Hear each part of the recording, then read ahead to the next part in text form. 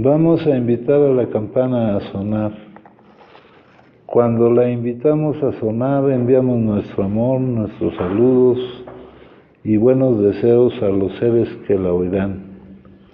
Deseamos que al escuchar la campana dejen de sufrir, que empiecen a practicar la respiración consciente, encuentren la energía de la paz y la alegría en ellos y sean capaces de transformar la energía de la ira, el sufrimiento y la desesperanza.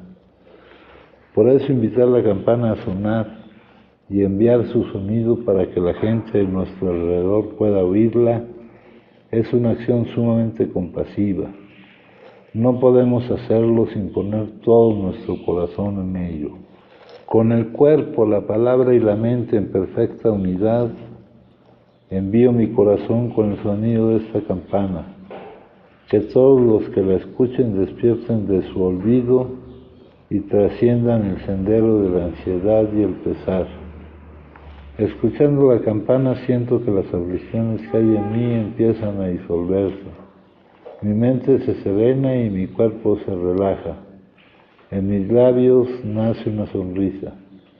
Siguiendo el sonido de la campana regreso a la isla de la plena conciencia y al jardín de mi corazón, donde las flores de la paz florecen bellamente.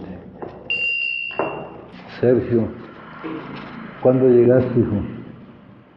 Ayer. ¿Cuándo te fuiste? Hace 15 días. Hace 15 días. ¿Cuánto te tardaste en consumir? Al siguiente día. Al siguiente día. Ya no fui a la academia, me fui a consumir. ¿Ya qué? Ya no fui a mi academia, me fui a consumir. Ajá. ¿Por qué consumiste? Me ganó la ansiedad. ¿Eh? Me ganó la ansiedad. No. ¿Por qué consumiste? ¿Qué es ansiedad? No sé, sentía como la necesidad de tener la sustancia en mi cuerpo, de querer estar en ese estado. ¿Qué debe estar qué? En ese estado. ¿Por qué consumiste, hijo? No sé, me ganó. No, consumiste porque no puedes no consumir. ¿Lo crees ya o todavía no lo crees? Sí, pues sí. ¿Por qué te fuiste? Porque según iba a retomar mi trabajo, pues de una nueva manera, pero no puedo. Si no te puedes hacer responsable de las distintas áreas de tu vida, ¿cómo ibas a poder retomar un trabajo? ¿Cuántos días estuviste aquí la vez pasada? 8. Pues fueron muchos, ¿no? ¿Y ahora cuántos vas a estar? Un periodo. Puta, es demasiado, ¿no, hijo? ¿Eh? Ya no. ¿Ya no es demasiado? No, porque ya fue la verdad por ¿Y con un periodo vas a dejar de valer para pura verga? No. Entonces, Mi meta ahorita es un periodo y que las cosas se vayan dando. Si es necesario más. ¿que se vayan dando qué? Pues eso. No, pero las oportunidades, hijo. Tus oportunidades allá afuera. ¿Entiendes que estás enfermo o no entiendes que estás enfermo? Pero estoy entendiendo un poco. Sí, pues te faltan años para que entiendas, hijo. Aquí en el libro dice por aquí que los que ya hemos vivido la experiencia de vivir la actividad adictiva, dice, nosotros que estamos familiarizados con los síntomas, vemos un gran número de adictos potenciales entre los jóvenes, pero trata de hacer que ellos lo vean. Que es un adicto potencial es el que está desarrollando es el que está viviendo la progresividad de la enfermedad. En ese sentido usa la palabra potenciales, en que está desarrollando la progresividad de la enfermedad. La enfermedad es progresiva, ¿no? Te va a llevar, y parece que es necesario que vivas todas esas cosas. Leo, ¿cuándo llegaste tú aquí por primera vez? En el 2006. En el 2006. Hace 14 años. Pues entonces así te falta mucho, mijo, ¿no? Con 8 días, pues no, ¿verdad? ¿Tú la primera vez que llegaste aquí, cuándo fue? Hace 2 años. No, pues entonces te faltan como 12 años, ¿no? ¿Crees que no es cierto? No, pues de que es cierto, pero no lo quiero. ¿Pero no qué? No quiero esperarme más. Pero yo quiero o no quiero no son argumentos. ¿Tú querías consumir? No. Pues el más vehemente deseo de dejar de consumir resulta totalmente infructuoso mientras tú no cambies. ¿En qué se notó que no cambiaste? Que me fui a consumir y que sigo siendo el mismo. En que no notaste no entendiste lo que es la enfermedad, no entendiste que por tener la enfermedad que tienes no te puedes hacer responsable de otro, mientras sigas siendo el mismo, mijo. ¿Cuántos años tiene su hijo? 21. 21. ¿Tú, Eli? Yo 28. Ajá. Luego por acá adelante dicen, pocos son los adictos que querrán dejar de consumir mientras crean que todavía tienen tiempo para seguir consumiendo. O sea, mientras no hayan vivido esto, ¿no?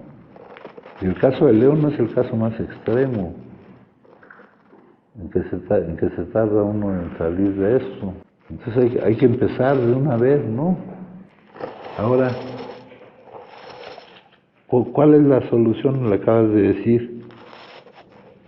No has cambiado, sigue siendo el mismo. ¿Quién cree que ha cambiado en algo? A ver, hijo. Sí, Tavo, nada, he cambiado en ciertas cosas, ¿no? Bueno, me pasan muchas cosas, ¿no? Que tengo que cambiar, pero sí sí como la diferencia, ¿no? O sea, en el sentido de la percepción de enfermedad, ¿no? De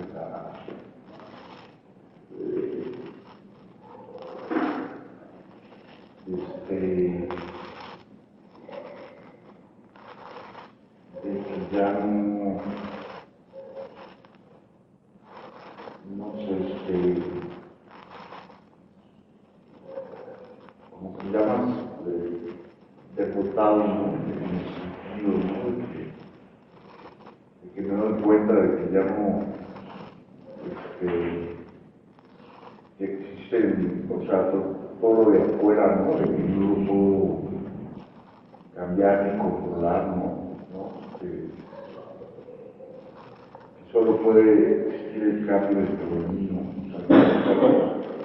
O sea, como que ya siento menos ataduras a lo externo, ¿no? A lo externo. Y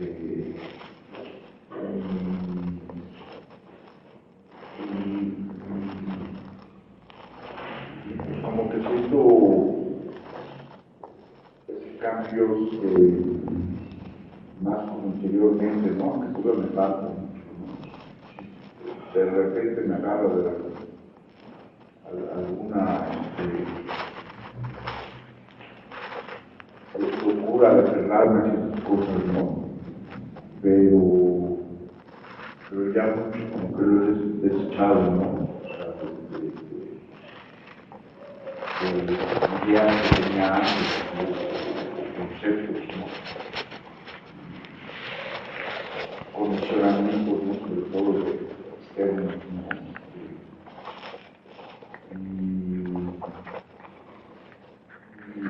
Como que ya se tomo las cosas con más calma, ¿no?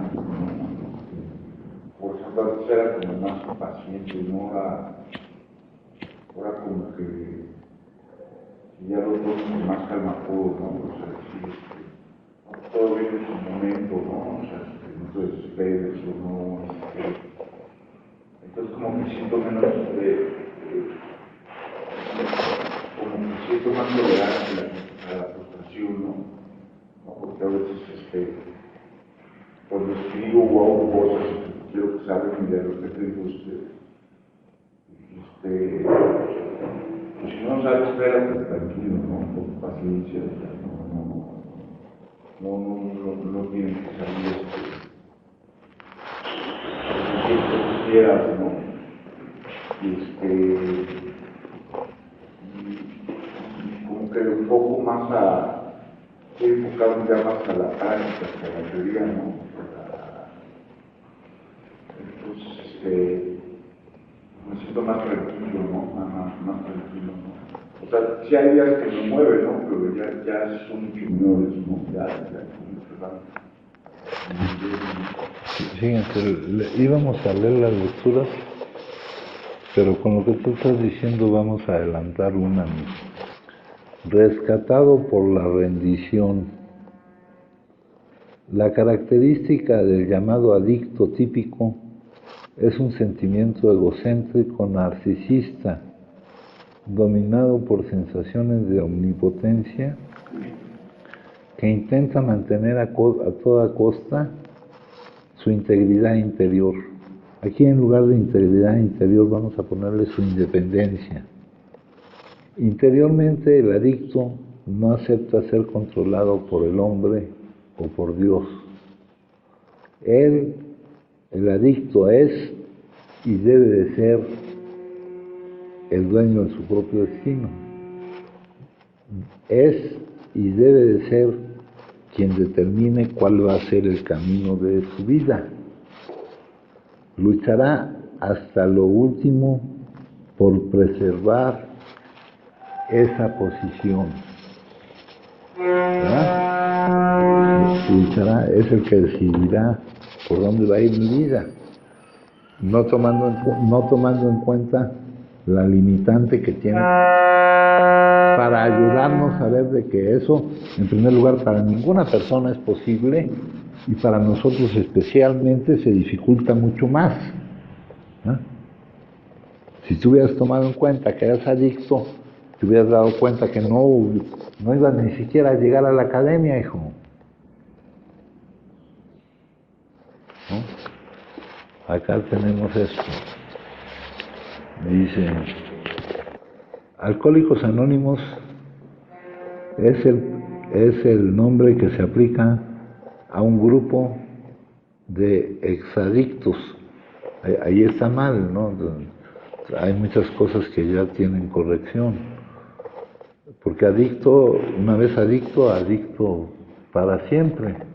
Nada de que ya no soy adicto porque no estoy consumiendo, ¿no? Quienes a través de un programa terapéutico que incluye un elemento definidamente religioso, aquí en esta lectura, en este artículo, pues no distinguen lo suficiente entre religioso y espiritual, han combatido con éxito la adicción.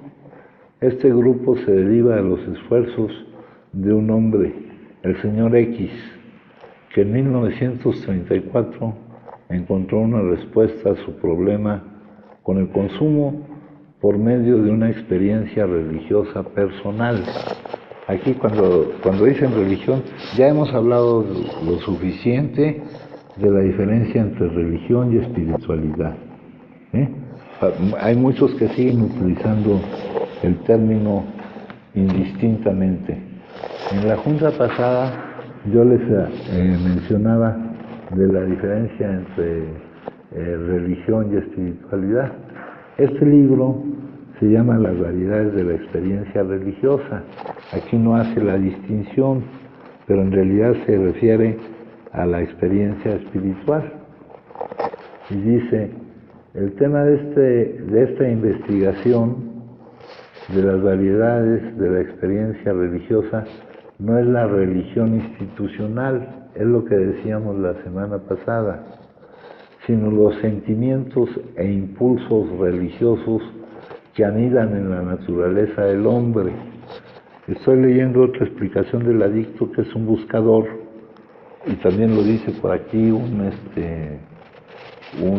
antropólogo, Gregory Bateson, pintó un cuadro del adicto como una persona que tenía sed espiritual, una sensación de saber que había algo más. Hay otro autor que estoy leyendo que dice que es un buscador que está buscando en el lugar equivocado. Está buscando en el lugar equivocado. Acá nos dice, se trata pues de un estudio psicológico de la vertiente personal de la religión, cuyo centro de interés reside en el hombre mismo y en sus disposiciones internas, su conciencia, su impotencia, su incompletud. Desde esta perspectiva, William James analiza los testimonios de varios tipos de experiencia religiosa: la religión de mentalidad sana, el alma enferma, el yo dividido y su proceso de unificación. De eso ya hemos hablado varias veces. Considera los fenómenos de la conversión, la santidad y el misticismo y expone para concluir sus propias reflexiones filosóficas, sus dudas y sus convicciones. La obra de William James, de indudable importancia histórica, conserva plena vigencia como aproximación a una de las experiencias capitales del hombre, aquella cuyo marco es lo que el autor denomina religión personal. Llamémosla conciencia o moralidad, si así lo preferís. Bajo cualquiera de estos nombres será también digna de nuestro estudio. Entonces aquí nos sigue diciendo este señor. Dice, él fue capaz de traducir esta experiencia en términos que podían ser comprendidos por otras personas. Desde entonces, muchos adictos han alcanzado la sobriedad, o sea, la remisión del síntoma utilizando este enfoque. La labor de Alcohólicos Anónimos tiene tres facetas. Primero, el grupo tiene relaciones semanales. Así era cuando nacieron los grupos. No eran reuniones diarias ni nada, ¿no? Eran reuniones semanales en los cuales se comentan y discuten las experiencias y los problemas. Segundo, a todos se les encarece, se les pide, se les estimula a que lean el libro, que es un compartimiento de experiencias y que nos marca el camino de la salida, que contiene los principios básicos y debe leerse para poder llegar a comprender el camino. Tercero, los miembros trabajan con otros pacientes que están haciendo su contacto inicial con el grupo. El ayudar a otros es una situación recíproca. Por ahí surge el concepto de ayuda mutua, puesto que no solo se ayuda a los recién llegados en los primeros esfuerzos, sino que también el patrocinador, aquí patrocinador es la traducción de la palabra sponsor, que luego pasó a mencionarse como padrino. El patrocinador recibe ayuda derivada de sus esfuerzos, lo cual es algo esencial para su remisión permanente. Las estadísticas en la oficina que tiene esta organización dicen lo siguiente: 5 recuperados al final del primer año, 15 recuperados al final del segundo, 40 al final del tercero, 100 al final del cuarto, 400 al final del quinto, 2000 al final del sexto, 8000 al final del séptimo. Y aquí cuando habla de recuperados es que se están manteniendo en la remisión el síntoma. Pero si vemos para sacar un índice, aquí sacan ellos, reclama una tasa de recuperación o de posibilidad de permanecer en remisión del síntoma del 75%. Todo esto es muy dudoso, porque aquí me mencionan nomás 7 años, y en 7 años es muy difícil que veamos los resultados, ¿no? Los resultados de aquellos que empiezan a tener un contacto inicial con esto, ¿no? Un contacto inicial, pues conocen mi caso, Conocemos el caso de Pablo, el caso de Marianela, el caso de Leo, y así muchos otros casos, ¿verdad? A ver, Padrino, una pregunta. Eso que dijiste antes de el patrocinador, ¿qué otra palabra? Sponsor. ¿Sponsor? Sponsor. S-P-O-N-S-O. Eso lo han traducido como padrino, mijo. ¿Y eso, sponsor, qué quiere decir? Es el que te introduce en algún ambiente, es el que te introduce aquí, mijo. Dice, entre aquellas personas que ensayan realmente sus métodos, esta cifra aunada con su crecimiento impresionante exige respeto y explicación. Aunque soy un completo conocedor de los valores comunes en este grupo, de la ayuda que recibe cada miembro, gracias a los esfuerzos que hace por ayudar a otras personas, fíjate, de la ayuda que recibe cada alguno que se esfuerza en ayudar a los otros. No está hablando de la ayuda que reciben aquellos que intentan ser ayudados por los otros, sino la ayuda que recibe el que intenta ayudar.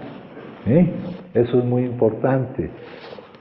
Dice, eso me lo mencionan acá de otra manera. Aquí me dicen, sin la oportunidad de olvidar lo que son nuestros propios problemas, ayudando a otros a solucionar a solucionar los suyos, muchos de nosotros con seguridad estaríamos mal. Aquí dice pereceríamos. Pereceríamos es como sinónimo de morir, ¿no? O seguiríamos muertos. No se trata de dejar de respirar ni de nada de eso, ¿no? Sin la oportunidad, y a esto se le llama compasión, ya les expliqué. La vida de cualquier persona depende de que combata la autoobsesión. Acá me está diciendo cuáles son las características bases de la personalidad o del carácter de un adicto. Me está diciendo de la ayuda que recibe cada miembro gracias a los esfuerzos que hace por ayudar a otras personas. Fíjense, eso es importantísimo, ¿no? Eso es muy importante, ¿no? Combatir la autoobsesión y toda esa cuestión. Y de la atmósfera general de esperanza y valor que emana de las personas que han sido tratadas con éxito. Una de las ventajas de la ayuda mutua o de nuestro proceso de tratamiento es que brinda esperanza, porque al ver tú que otros lo han logrado, te permite esperar también tú lograrlo, ¿verdad? Aunque no eres tú el que lo logra, es algo que se te da, ¿no? Ayer me hablaba una persona, una compañera, que yo creo que ya lleva años con este problema, que me confesó que no estaba en abstinencia total, que me dijo que seguía siendo funcional, que me dijo que ya había estado, porque hace días detecté una llamada perdida de ella, porque iba a venir a Huichila y quería ver si podía venir a verme, y que me dijo que ella ya había estado acá en Renovación Interior, que ya había estado acá con Grijalva, que ya había estado con Diego, ¿verdad? Que a mí yo no recuerdo cuándo me la trajeron también para que yo le dijera algo, hace muchísimo tiempo me la trajo alguien, ¿verdad? Pero el problema no es quién está, el problema es de nosotros, no es con quién estés ni en qué lugar estés, ¿verdad? Eso, ahorita vamos a ver un poquito más, dice aquí. Observo todos estos hechos como accesorios ante la fuerza terapéutica central, que es, aquí ya de plano voy a hacer la distinción entre lo que este cuate sigue llamando religión, a llamarlo, o llamándolo religión en su sentido estricto de religare, de unión con el poder, ¿verdad? De considerarme yo como una manifestación de ese poder, una verdad que espero será más clara. Dice, y una conciencia que se desarrolló a través de muchas entrevistas que he tenido con el señor X. Mi primer contacto con el grupo vino por medio de una paciente de 34 años que había tenido bajo mi cuidado en Blakewood durante varios meses. Ella había sido adicta crónica durante muchos años y a pesar de su inteligencia, posición familiar y éxitos juveniles, había literalmente llegado al fondo. O sea, estas características, compañeros, no tienen que ver. Igual me hubiera podido decir aquí el que está escribiendo esto, a pesar de su poca inteligencia, de su difícil posición familiar y de sus fracasos juveniles, porque no tienen nada que ver con el desarrollo de la enfermedad, había literalmente llegado al fondo. El fondo no son las circunstancias que vives, sino el fondo es el desacuerdo que hay en ti. A ver, vamos a ver acá.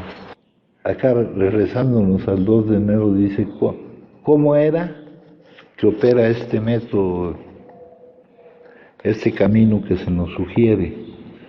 Lo primero es experimentar una reacción contra mí mismo y mi manera de vivir. Ya después, cuando nos enteramos de que es una enfermedad y no es un problema de comportamiento y todo eso, esa reacción ya no debe seguir presente. Pero lo primero sí es experimentar esa reacción contra uno mismo, hijo, y su manera de vivir. Eso me dicen aquí que es necesario, ¿no? Tenía que admitir que era impotente, que no podía. O sea, si tú le preguntas a un adicto por qué consumió, la forma más sencilla de decirlo es porque no podía no consumir, ¿no? Si quisiéramos identificar qué es lo que le provocó ansiedad o la necesidad de la sustancia que me menciona ahí Sergio, es esa urgencia inaplazable, esa negación inconsciente a vivir determinada emoción. Identificar cuál emoción, pues nos llevaría un buen rato tal vez, ¿no? Pero en contacto con la vida no la puedes soportar y entonces tú tienes la necesidad, dices tú, la necesidad de huir, ¿no? Bueno, entonces acá dicen, entonces el fondo es ese desacuerdo, ese cansancio, eso que me mencionaba acá al principio. El fondo no son las circunstancias ni si te quedaste tirado en el tapete de tu casa o te quedaste tirado, Marianela, mija, o si te quedaste tirado por donde pasaban las ratas, ¿verdad? Ese no es el fondo, ¿no? El fondo es ese desacuerdo contigo mismo, todavía carente del conocimiento de que este es un problema de salud, no de comportamiento. Sí, nos has hablado de la inercia. Nos has hablado de la inercia, que se necesita una fuerza mayor para que pueda cambiar de dirección. La fuerza que hemos llevado a través del cómo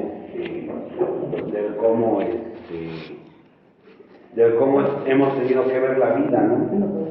O sea, pero entonces esa inercia tiene que ser interna, padrino. No hay posibilidad de que sea la inercia venga de algo exterior. No, la inercia es lo que te mantiene siendo como eres. Ajá. Y la otra fuerza es la necesidad.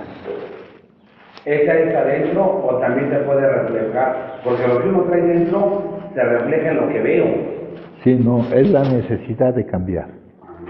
Es la, decía Pablo ahorita, de que ya está más consciente de su derrota. La derrota está desde hace muchísimos años, ¿no? La derrota ha persistido por nuestra terquedad, ¿verdad? Porque somos un ejemplo de la obstinación desbocada, ¿no?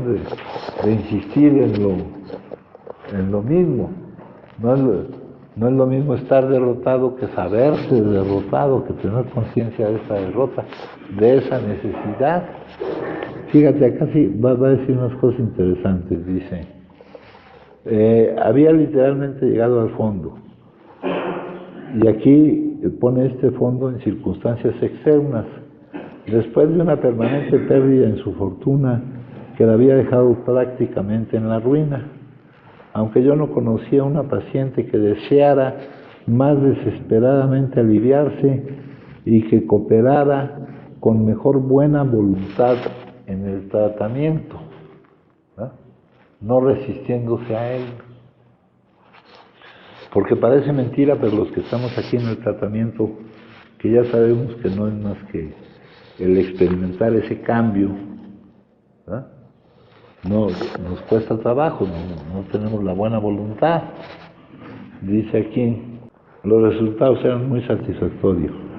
Finalmente se hizo evidente que ella poseía una estructura de carácter tal que a pesar de sus buenos esfuerzos y mi trabajo, permanecía imperturbable y era claramente culpable de la continuación de su problema adictivo.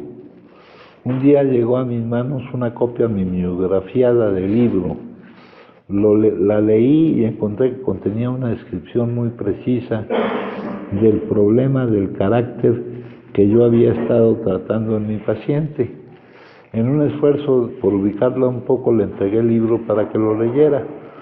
Sorprendentemente se mostró tan impresionada que arregló su asistencia a una reunión y muy rápidamente se convirtió en un miembro activo y exitoso del grupo. Aún más sorprendente fue nuestro descubrimiento de que con el proceso de asimilación de este camino que se nos señala, su estructura de carácter que había estado bloqueando cualquier ayuda se disolvió y se vio reemplazada por una nueva estructura que le permitió a esta paciente permanecer en remisión, ¿no?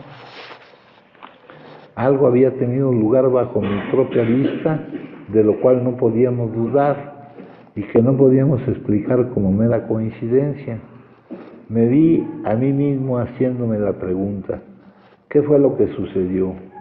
Mi respuesta es que esa paciente había tenido una experiencia religiosa o espiritual, aquí ya ponen los dos nombres. Esta respuesta, sin embargo, no mostró ser particularmente aclaratoria y por lo tanto me tomó mucho tiempo para empezar a apreciar su significado real. Antes de tratar de explicar cómo se desarrolló la comprensión del significado del factor religioso, es necesario comentar la estructura de carácter que se había disuelto. Algunos, aunque existen muchas informaciones contrarias, existe también el reconocimiento creciente de ciertas cualidades. Aquí en lugar de cualidades vamos a poner características, porque por cualidades se entienden características positivas. Vamos a poner características comunes que se encuentran regularmente en los adictos, excepto aquellos que tienen una condición mental francamente subdesarrollada.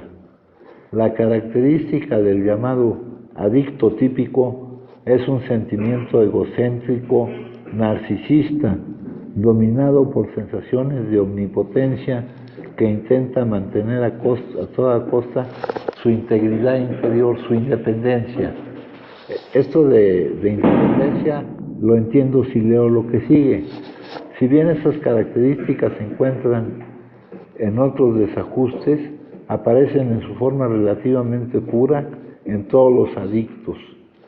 En un cuidadoso estudio de una serie de casos, Hillman, otra persona que estudió esto, informó recientemente que en su opinión se podían discernir los esquemas de estructura de carácter común entre los adictos, aquí les dice bebedores problema, y que los mejores términos que se podían encontrar para este grupo de cualidades o de características anotadas eran la individualidad desafiante y la grandiosidad. En mi opinión, aquellas palabras fueron escogidas muy certeramente. Interiormente, el adicto no acepta ser controlado por el hombre o por Dios. O sea, no acepta. ¿Qué les recuerda esto? El tercer paso. No acepta que la vida es la que te vive. Insiste en que él es el que tiene el control. No acepta, y eso no coincide con la realidad, ¿no? Con la realidad. Aquí no hay nadie, compañeros, que haya, ni afuera tampoco, no nos adjudiquemos solamente a nosotros esta problemática de que nosotros no podemos llevar el control.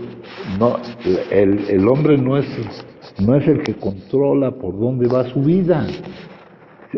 No es una exclusividad del adicto. No es una exclusividad del adicto. Acá dice, el adicto es y debe ser dueño de su propio destino, o sea, del camino al que lo lleva, lo que va viviendo. Eso es lo que piensa él. Y nosotros, en la espiritualidad, en la base espiritual, lo que aceptamos, eso lo dice en el capítulo 5, cómo funciona, donde nos dice que dejamos de jugar a ser Dios, ¿verdad? Que nos dice, dejamos de jugar a ser Dios. O sea, la actitud esa que me están diciendo aquí, de que insistimos en ser el arquitecto de nuestro propio destino, en eso de la individualidad desafiante y la grandiosidad, o como lo dice aquí la lectura, que me dice, la característica del llamado adicto típico es el sentimiento egocéntrico narcisista dominado por sensaciones de omnipotencia que intenta mantener a toda costa su independencia. Interiormente no acepta que él no es el que controla, sino que es controlado el camino de su vida. Él, el adicto, es y debe ser dueño de su propio destino, del camino que va tomando su vida, lo cual no es cierto para nadie. Luchará hasta lo último para preservar esta posición. Entonces, entender esto, hablaba Pablo de que un poco más tolerante a la frustración, un poco más paciente. Eso ya implica ir cediendo algo del control, ¿no? Eso ya implica ir cediendo algo del control.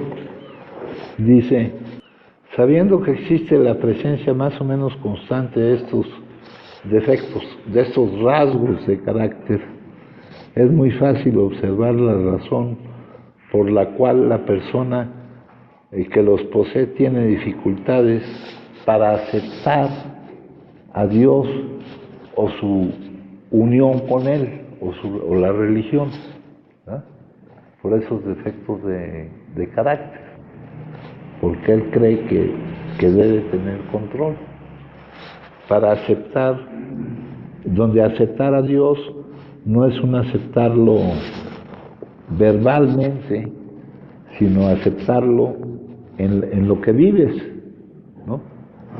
Como dice lo que leemos aquí, sin rebeldía, resistencia ni conflicto, conocerá hasta dónde llega su libertad, hasta aceptar la voluntad de Dios, ¿verdad? Entonces aquí dicen, y la religión por su exigencia de que el individuo reconozca la presencia de un Dios, constituye un reto a la naturaleza misma del adicto, a su carácter, a sus rasgos de carácter.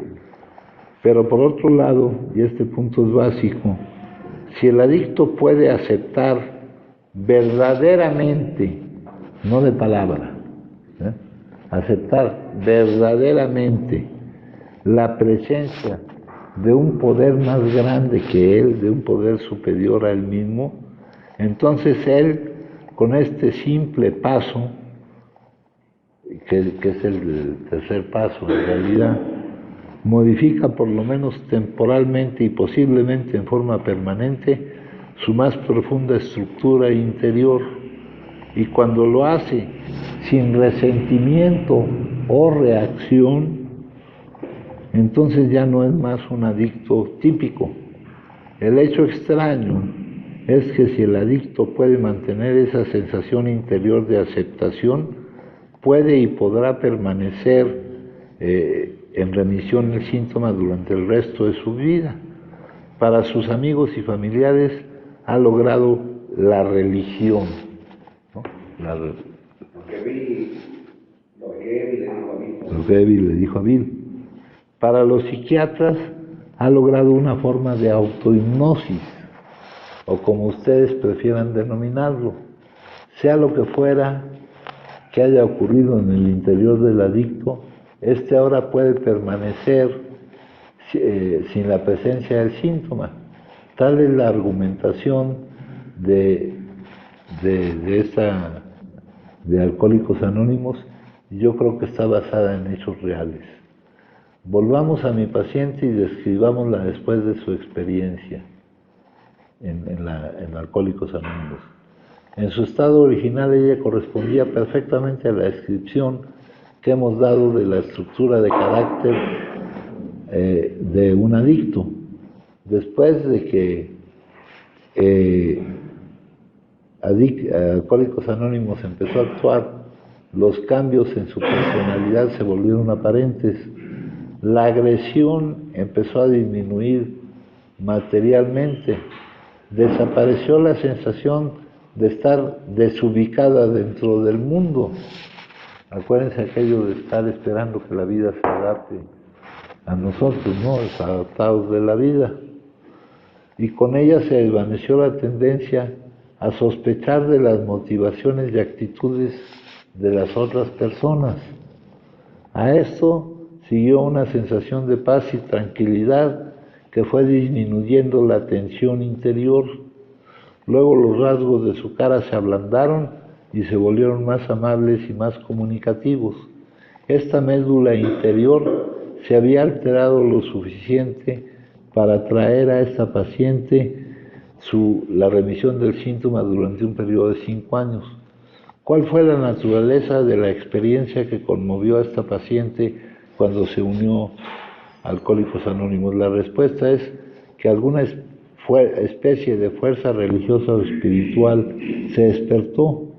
El señor X afirma que el éxito del grupo con cualquier adicto depende del grado al cual llegue el individuo por medio de la conversión o la activación espiritual. Su propia experiencia fue de la clase, la del señor X, fue de la clase abrumadora y tectónica que lo levantó de su desesperación y lo transportó a alturas de éxtasis alegre y feliz, donde permaneció durante varias horas.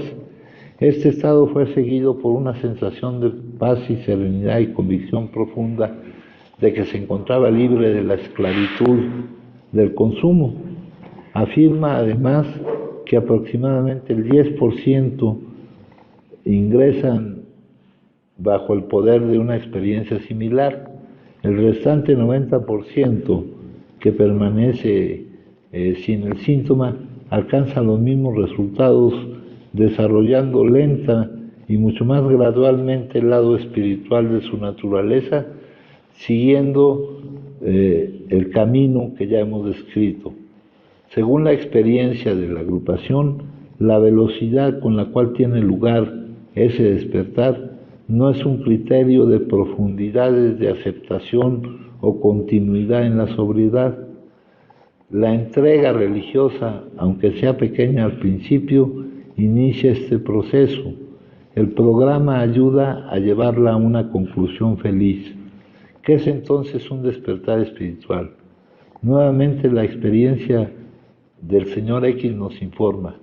Después de haber sido un hombre de gran energía, dinamismo y habilidad, cuando tenía 30 años se vio a sí mismo naufragando en el consumo. De aquí es de donde surge la necesidad, lo que tú me decías, y sobre todo la conciencia de la necesidad. Por lo menos durante 5 años luchó con el proceso descendente en que se encontraba sin tener éxito, ¿no? Y acuérdense que la progresividad nos indica, según lo relata él mismo aquí, que el final es como la curva del esquiador. 2 semanas antes de su última permanencia en el hospital, recibió la visita de un amigo adicto que había alcanzado la remisión a través del bushmanismo. El señor X trató infructuosamente de aplicar las enseñanzas de su amigo y finalmente trató de adquirir la sobriedad ingresando a un conocido lugar de desintoxicación donde pudiera aclarar su mente y tener la oportunidad de ensayar las ideas de su amigo.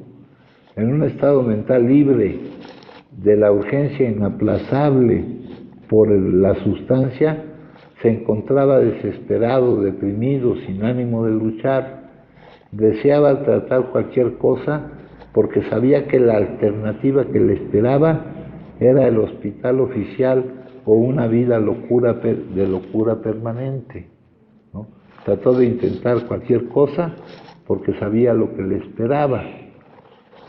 En la noche de su primer día de reclusión, recibió nuevamente la visita de su amigo, quien una vez más le explicó los principios que le habían recuperado la salud.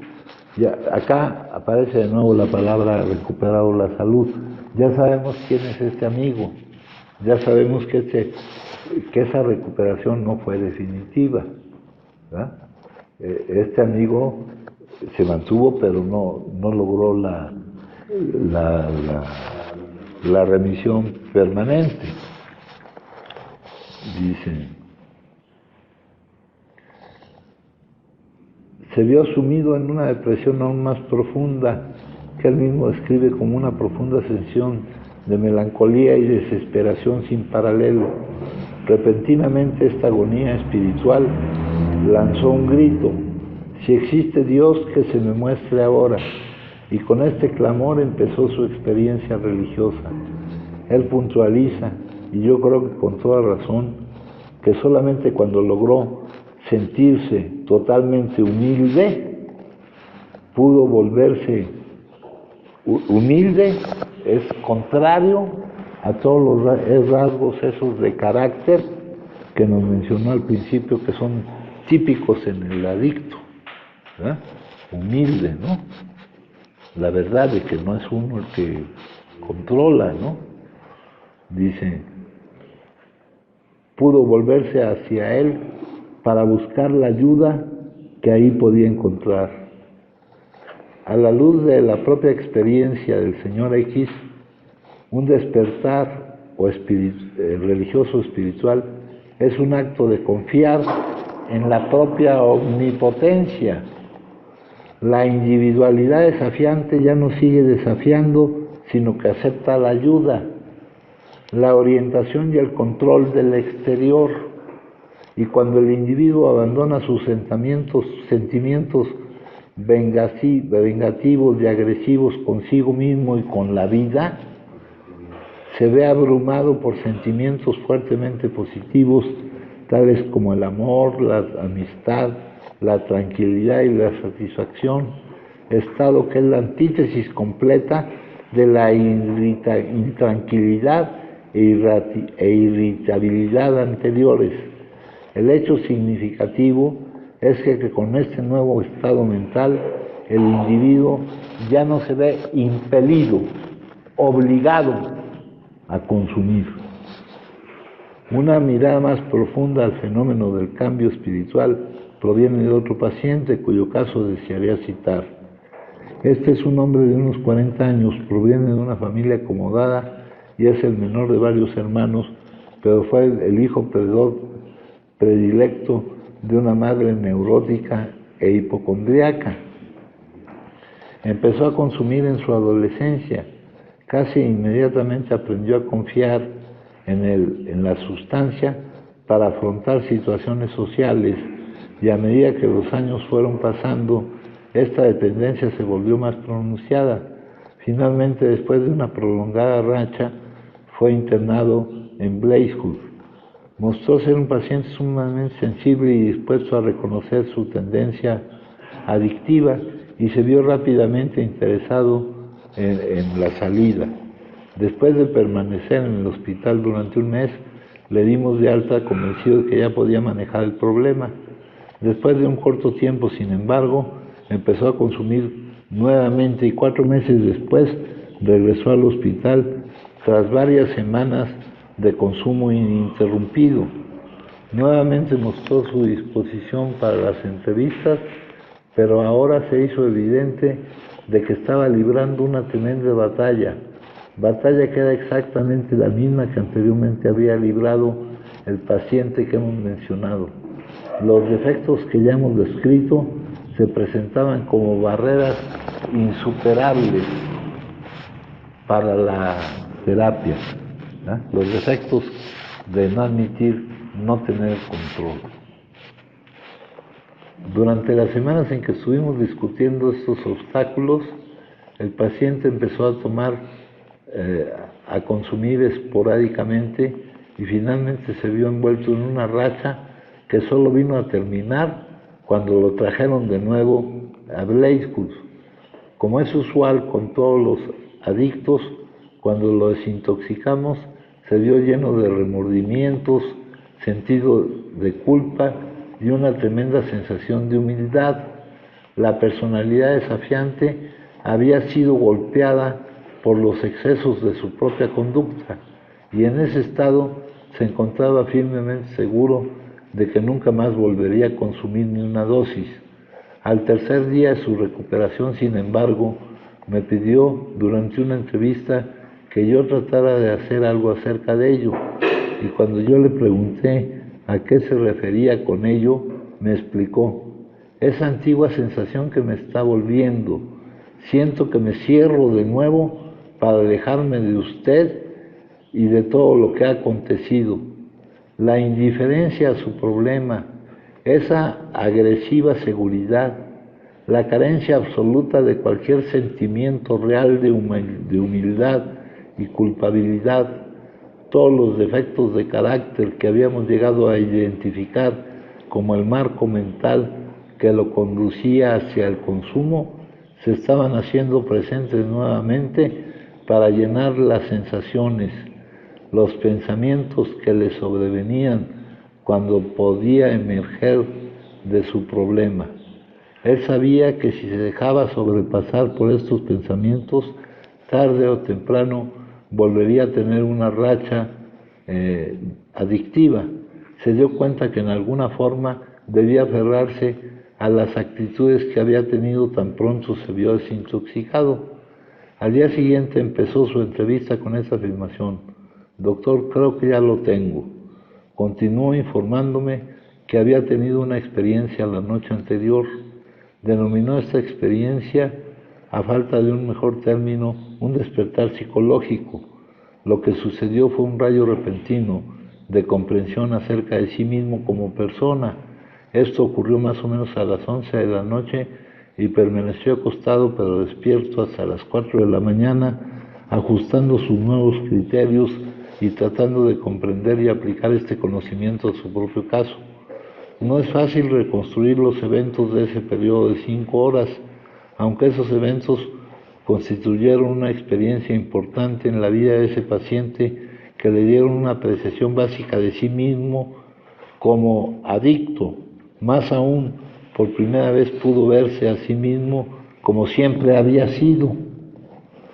Y adicionalmente pudo formarse la idea de la clase de persona que debería de ser para permanecer sin consumir.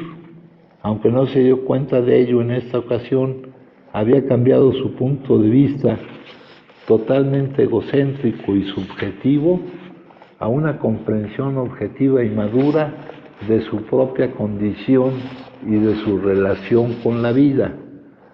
En retrospectiva es aparente que el paciente se dio cuenta de su egocentrismo básico. Por primera vez le fue posible penetrar detrás de la fachada de sus convicciones y reacciones de defensa y observar que hasta ese momento siempre se había colocado en primer lugar. Prácticamente hasta entonces él no se había dado cuenta de que existían otras almas, excepto cuando lo afectaban en alguna forma. Tampoco había tenido conciencia de que esas almas tenían existencias separadas, similares pero diferentes a la suya, y esto nunca se le había presentado con un aspecto de realidad. Ahora ya no se sentía el ser omnipotente que miraba al mundo únicamente en la relación que éste tenía con su persona. En vez de esto pudo verse a sí mismo en relación con el mundo y pudo darse cuenta de que era solo una pequeña fracción en un universo poblado por muchos otros individuos. Pudo compartir la vida con otros, ya no tenía la necesidad de dominar y de luchar por mantener esa dominación. Podía ahora descansar y tomar las cosas con tranquilidad. La nueva orientación puede ser mejor descrita con las propias palabras del paciente. Bien, doctor, usted sabe que yo he sido un fraude toda mi vida, pero eso nunca lo supe yo. Yo creía que estaba interesado en la gente, pero no era cierto. Yo no estaba interesado en mi madre como persona que estaba enferma.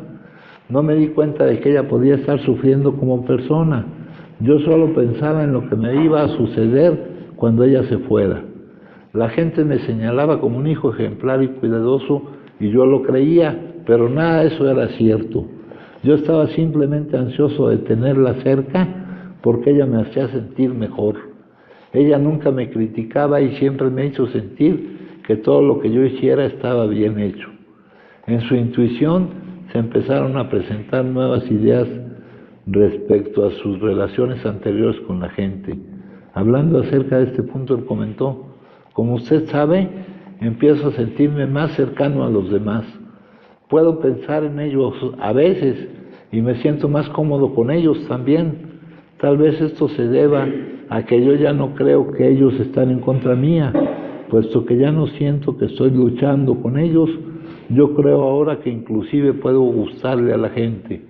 Podríamos citar muchas más frases acerca de sí mismo y de su relación con el mundo, pero solo servirían para añadir pruebas de la manera de pensar de este paciente y de que por primera vez en su vida se habían vuelto totalmente objetivas. Este cambio hacia la objetividad, sin embargo, no es más que la mitad de la historia. Asociado con ese cambio, hubo una alteración igualmente sorprendente en el tono prevaleciente de sentimientos. En palabras que me hicieron recordar las del señor X en su experiencia espiritual, el paciente describió estas nuevas actitudes. Me siento maravillosamente, pero no parecido a como me sentía cuando estaba consumiendo. Es muy diferente de eso. Me siento calmado, no excitado y sin deseos de empezar a deambular. Estoy muy contento de quedarme quieto y no creo que voy a preocuparme mucho. Yo estoy descansando, aunque me siento mucho más capacitado para afrontar la vida ahora de lo que nunca antes estuve. Continuó diciendo: tengo ahora una sensación diferente respecto a Dios. No me preocupa la idea de que hay alguien que maneja las cosas, ahora que yo ya no deseo manejarlas. En realidad me siento contento de poder sentir que existe un poder superior que puede hacer que las cosas funcionen bien. Supongo que esto puede ser como el sentimiento espiritual de que hablan mis compañeros. Sea lo que sea, tengo la esperanza de que continúe, puesto que nunca me he sentido tan sereno en toda mi vida.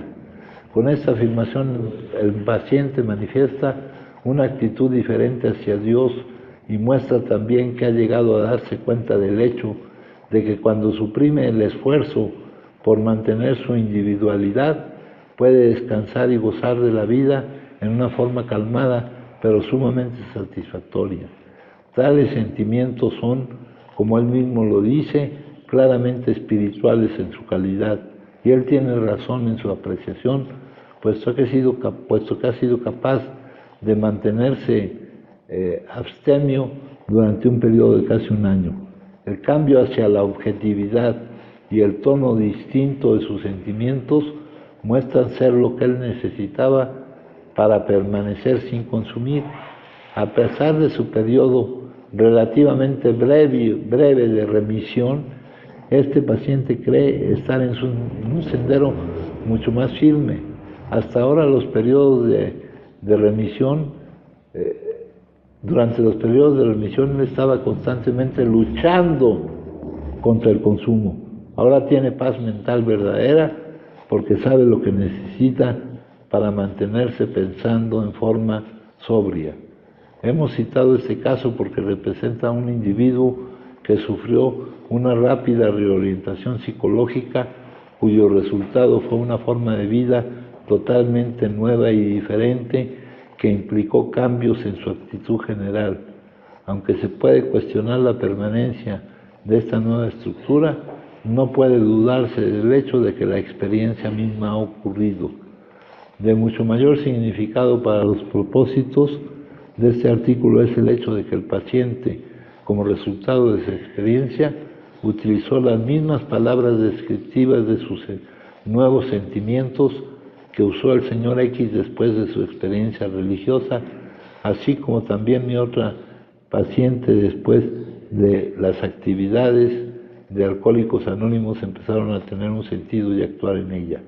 El señor X me informa que del 10% que tienen un rápido despertar, algunos lo alcanzan sobre la base de una verdadera experiencia religiosa y otros como resultado de un evento psicológico total, como le sucedió a mi paciente. El otro 90% llegan al mismo resultado en forma más gradual, como sucedió con la mujer que citamos anteriormente. Independientemente de la trayectoria por la que se consigue este resultado, no parece existir duda de que todos terminan en esta sensación de paz y seguridad que ellos asocian con el lado espiritual de la vida. El componente narcisista en el carácter se sumerge, por lo menos durante una época, y en su lugar se presenta una persona mucho más madura y objetiva que puede afrontar positiva y afirmativamente las situaciones de la vida sin buscar el escape del consumo. Según el señor X, todos los miembros que tienen éxito en su abstinencia, tarde o temprano se ven sometidos a un cambio de personalidad. Ellos deben perder radicalmente el elemento narcisista. De lo contrario, el programa solo puede actuar en forma temporal. Permítanme hacer aquí dos observaciones adicionales. Primera, existe una gran diferencia entre el sentimiento verdadero, emocional y religioso y la creencia vaga, escéptica e intelectual que aparenta ser una sensación religiosa en las mentes de muchas personas, independientemente de la concepción final del poder superior. A menos que el individuo obtenga con el transcurso del tiempo un sentido de la realidad y la proximidad de ese poder superior, su naturaleza egocéntrica volverá a presentarse con intensidad creciente y el consumo eventualmente ingresará nuevamente al cuadro. Segunda, que la mayor parte de los individuos que alcanzan finalmente el estado espiritual necesario lo hacen únicamente siguiendo el camino y sin experimentar aún conscientemente el acceso repentino de la sensación espiritual. En lugar de ello, crecen lenta, pero seguramente hasta un estado mental en el cual, después de que ha permanecido durante algún tiempo, pueden repentinamente reconocer que es muy diferente del que tenían inicialmente. Para su sorpresa, descubren que sus puntos de vista han tomado una coloración muy espiritual. El efecto central de Alcohólicos Anónimos es, por consiguiente, desarrollar en la persona un estado espiritual que le servirá como una fuerza directa para neutralizar los elementos egocéntricos del carácter del adicto. El paciente podrá permanecer sin consumir siempre y cuando ese estado se integre completamente en nuevos hábitos de vida.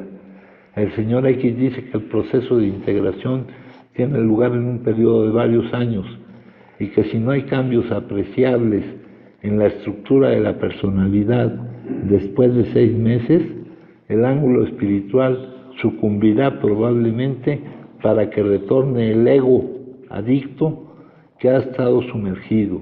En otras palabras, a menos que el ímpetu religioso efectúe un cambio en los componentes más profundos de la personalidad, la influencia del camino no es duradera. Es muy significativo que este cambio típico tenga lugar sin la ayuda psiquiátrica. Sin embargo, tal como lo describe el señor X, tiene características que nosotros como psiquiatras esperamos que se presenten en nuestros pacientes mejorados. Brevemente, él resume sus observaciones con estas palabras: el adicto debe lograr objetividad y madurez, o de lo contrario, no permanecerá sin consumir. En conclusión, es mi opinión que el valor terapéutico del enfoque de Alcohólicos Anónimos depende de la utilización que hace de una fuerza religiosa o espiritual para atacar el narcisismo fundamental del alcohólico. Al desarraigar este componente, el individuo experimenta toda una nueva serie de pensamientos y sentimientos que tienen naturaleza positiva y que lo conducen en la dirección del crecimiento y de la madurez. En otras palabras, este grupo confía en una fuerza emocional, la religión, para alcanzar un resultado emocional que consiste en el rechazo de la serie de emociones negativas y hostiles y la suplantación de ellas por una serie positiva en la cual el individuo ya no necesita mantener su individualidad desafiante, sino que puede vivir en paz y armonía con su propio mundo, compartiéndolo y participando de él libremente. La psiquiatría actual se cuida muy bien de aceptar las curaciones puramente emocionales. Esas curaciones se consideran en suspenso, hasta tanto ocurra un cambio firmemente asociado entre la mente y el intelecto. Hoy se hace énfasis en el análisis que se basa en la mente para investigar las causas del fracaso y para alcanzar un estado de síntesis que es realmente una condición emocional de liberación del conflicto y la tensión. Se supone que cuando se renueven y descubran las emociones que bloquean la mente y se liberan por medio del análisis, en su lugar aparecerán emociones positivas y sintéticas. Es igualmente lógico entonces usar las emociones para cambiarlas, y entonces, una vez que se ha obtenido el cambio, sacar a flote la mentalidad y el intelecto para que sirvan de anclaje al nuevo contexto de emociones dentro de la estructura de la personalidad. En cierto sentido, esto es lo que ocurre en Alcohólicos Anónimos. La religión actúa sobre el narcisismo y lo neutraliza para producir una sensación de síntesis. Refiriéndose a su propia experiencia, el señor X la llama frecuentemente una gran experiencia sintetizadora, de la cual todo se volvió claro para mí por primera vez. Fue como si una gran nube se hubiera levantado y todo se me mostrara con una indescriptible iluminación.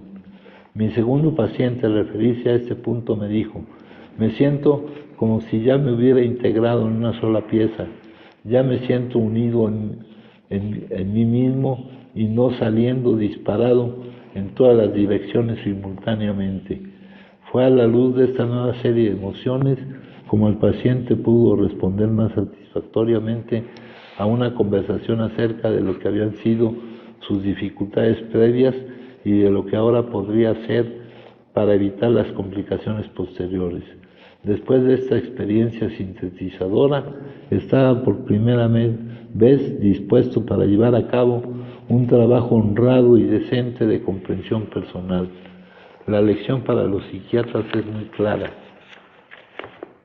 En mi opinión, para encontrar una ocupación a nuestros pacientes convalecientes que sea lo suficientemente atractiva y emocional como para reemplazar los resultados psicológicos del consumo que hemos quitado del paciente.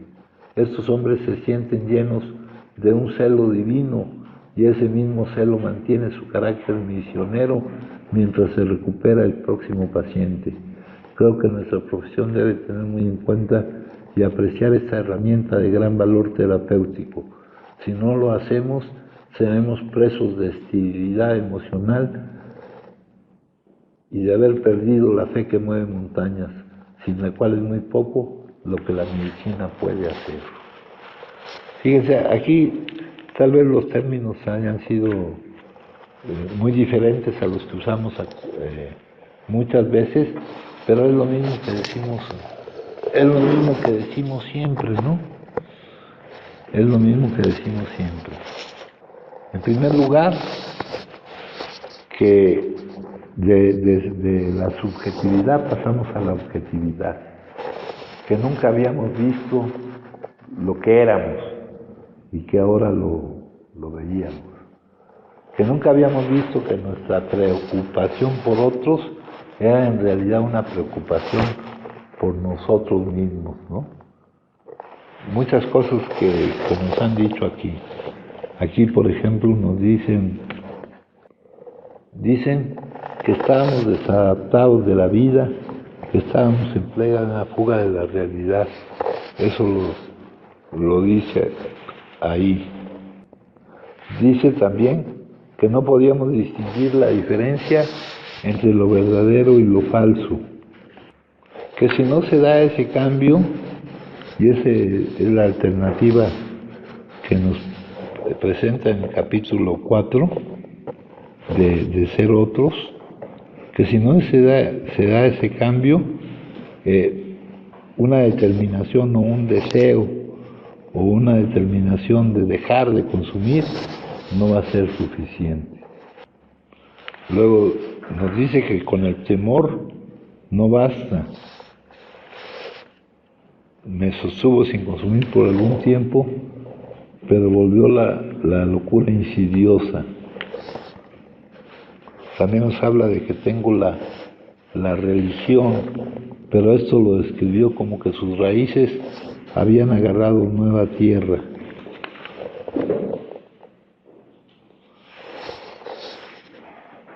Sencillo pero no fácil, tenía que pagarse un precio. Significaba la destrucción del egocentrismo. Es lo mismo que nos está diciendo ahí, que es la raíz de nuestra enfermedad, ¿no? El egocentrismo, la autoobsesión, pensar en uno mismo o pensar desde uno mismo, desde nuestro punto de vista, subjetivamente, no objetivamente. En todas las cosas debía acudir al Padre de la Luz que preside sobre todos nosotros. La fe, la confianza, tiene que operar, la certeza tiene que operar en y a través de nosotros las 24 horas del día. En todo lo que vivamos, no, o sea, que la fe no opere cuando pasen determinadas cosas, ¿no? Cuando salgan las cosas como yo quiero, sino que opere independientemente de las circunstancias, porque estoy reconociendo que el que tiene el control es Él, y estoy reconociendo que Él actúa a mi favor, ¿no? Acá nos dice que sintió un descanso cuando se dio cuenta que él no era el responsable del control. Aquí nos dice, hay una solución, ¿verdad? Dice, acá nos habla del recurso, del gran recurso que se obtiene al tratar de ayudar a otros. No nos habla del beneficio que obtiene aquel que es ayudado, sino del beneficio que obtiene aquel que trata de ayudar, porque está combatiendo su egocentrismo, su narcisismo, el rasgo principal del carácter o de la forma de ser del adicto, del cual nos está hablando aquí. Dice, la vida de cualquier persona, no solo de nosotros, ¿verdad? Porque luego queremos atribuirnos todo a nosotros, depende de que realmente estemos, aquí dice preocupación, ¿no? Ocupados en las necesidades de otros, en la compasión. Dice, aquí dice, yo puedo consumir o no consumir, ¿verdad? Eso no lo puede decir alguien que sea adicto y que no esté cambiando, ¿no? O sea, no es algo circunstancial, es algo que va con un adicto que no está experimentando el cambio que debe experimentar. Porque un adicto no puede decir yo puedo consumir o no consumir, ¿no? Que consumir sí pueden, ya lo sabemos, ¿verdad? Ahora tenemos que demostrar que podemos no consumir, y que el que podamos no consumir no depende de lo que tengamos que vivir. Por ahí habla de encarar la vida, de vivir la vida como se nos presente, ¿no? No es necesario identificar qué te llevó a consumir, ¿no?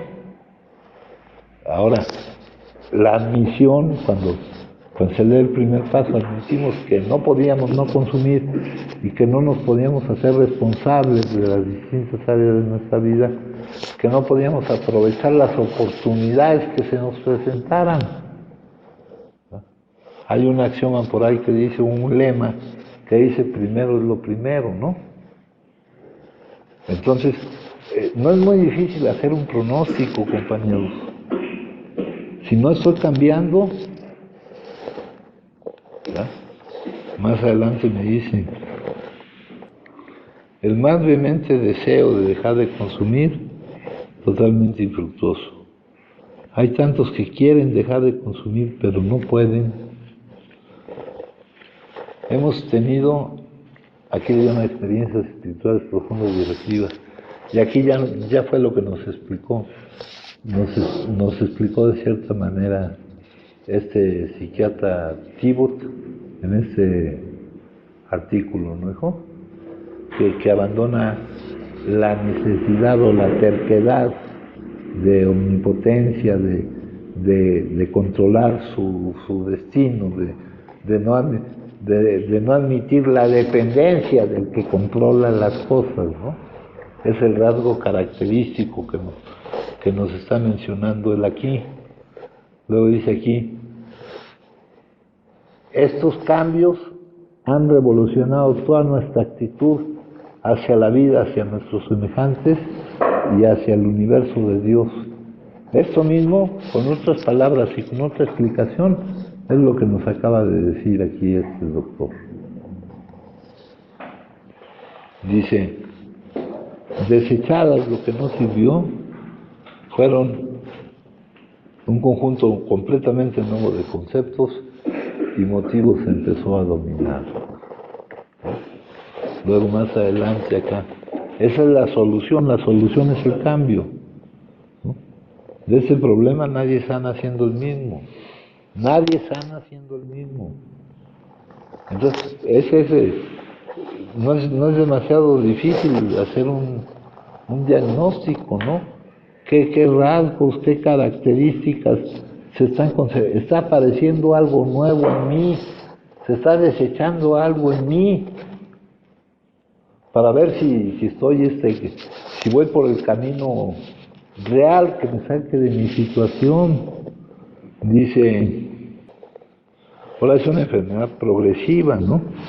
Y le leía yo hace rato de los adictos potenciales, en los que se está desarrollando la progresividad todavía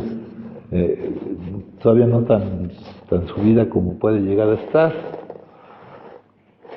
No hay tal cosa como convertir a un adicto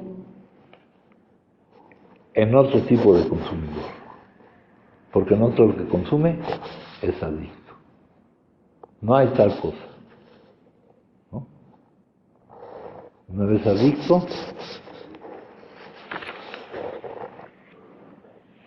Son pocos los adictos que tienen suficiente deseo de dejar de consumir mientras todavía les queda tiempo para hacerlo. ¿Ya? Y esto no es una cosa consciente. No es que yo no desee dejar de consumir, sino que haga lo necesario, que tenga la capacidad de vencer la inercia, de seguir siendo como soy. Porque ya me dé cuenta de que ya no tengo tiempo para tener prisa. Ya no tengo tiempo para creer que un periodo es como un siglo, hijo. Más o menos, pero... ¿ah? Imagínate un periodo, es un siglo, hijo. Un siglo. Personas que llevamos luchando contra esto, no sé, 20, 30, 40, 50 años. No, yo lo tengo que resolver, pero rápido, hijo. Y lo que me da la energía para resolverlo, no lo vas a adquirir en poquito tiempo, ¿no? Se necesitan que vayas y regreses varias veces más, ¿no?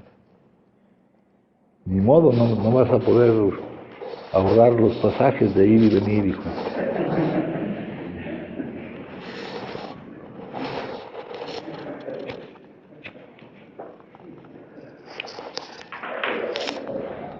Porque allá afuera tienes cosas que hacer. ¿Cómo no? Tienes cosas que hacer, pero que no puedes hacer. Porque no puedes no consumir. No es una anécdota. Es una enfermedad. Así es nuestra vida. Y eso tienes que sentirlo.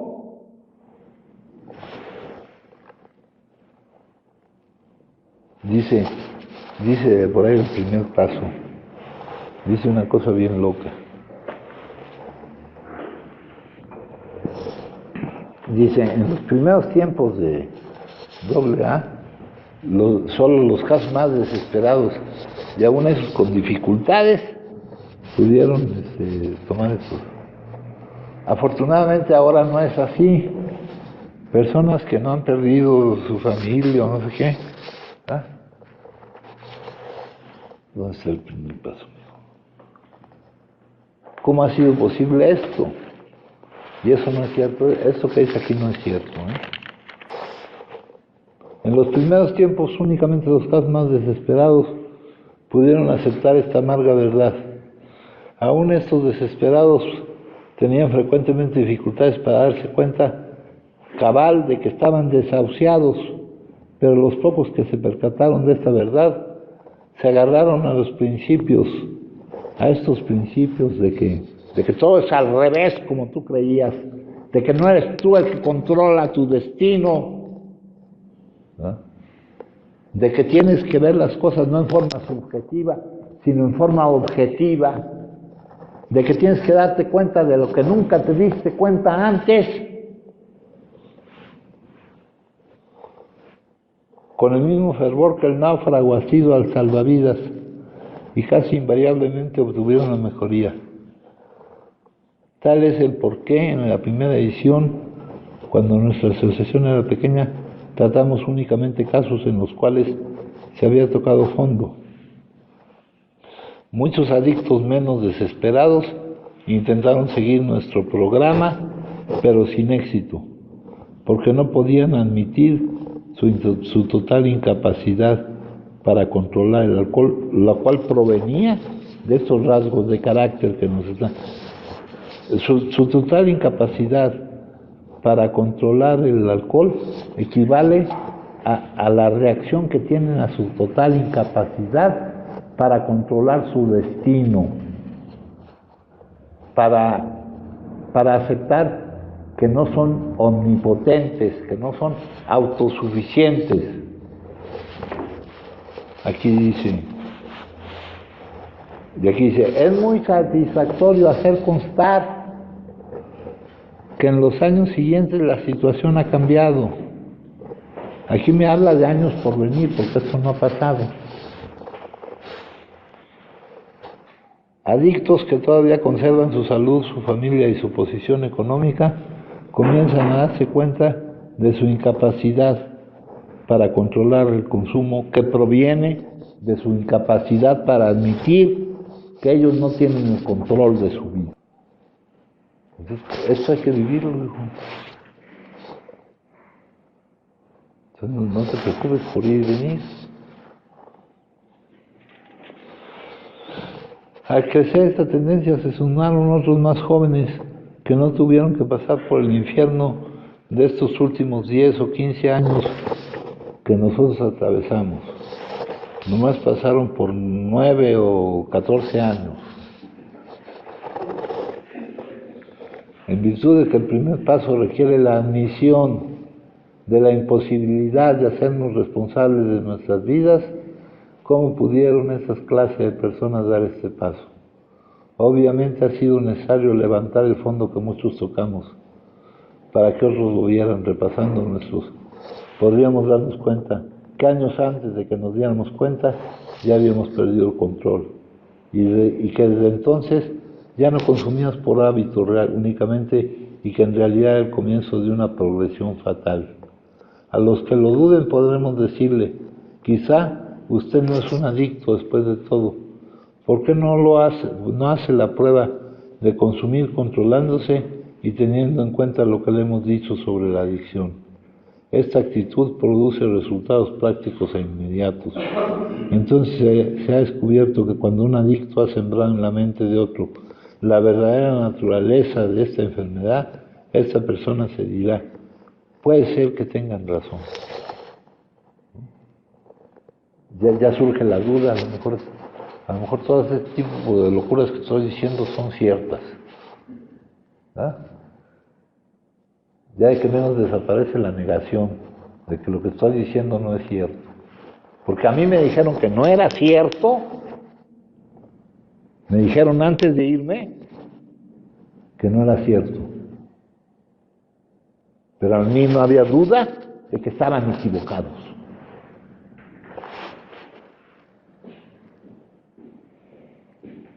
Entonces, a lo mejor ahorita puedes decir, pues, a lo mejor no estaban equivocados. ¿Verdad? Y con otras 50 o 100 veces, pues ya veo más difícil que estén equivocados. Fíjate, y todo esto se nota no tanto en lo que pasa, sino cuando me hablaste, Sergio, te pregunté que quién hablaba, que Sergio. Y te pregunté que cuál Sergio, porque no eres el único Sergio que existe, mijo. Me han hablado varios Sergios últimamente. ¿Ah? Entonces, para acabar de identificarte, pues tienes que decir el resto de tu etiqueta. El resto de tu etiqueta lo dan los otros, el apellido y eso, ¿verdad? Y te pregunté que si habías consumido, y me preguntaste que nomás, me dijiste que nomás marihuana y activo. Ahora, ¿cómo manejamos esta situación ante los compañeros? ¿Verdad? Fíjese, hay una palabra que utilizan que se me hace muy rara, ¿no? Un compañero te preguntó que si habías bloqueado mucho. Yo no entiendo esa palabra.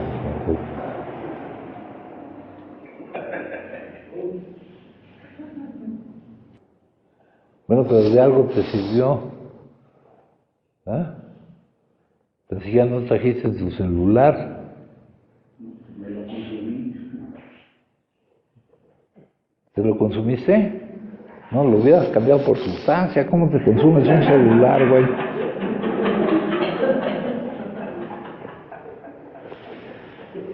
¿Cómo te lo consumiste, hijo? ¿Te lo fumaste, lo prendiste o qué pedo hiciste?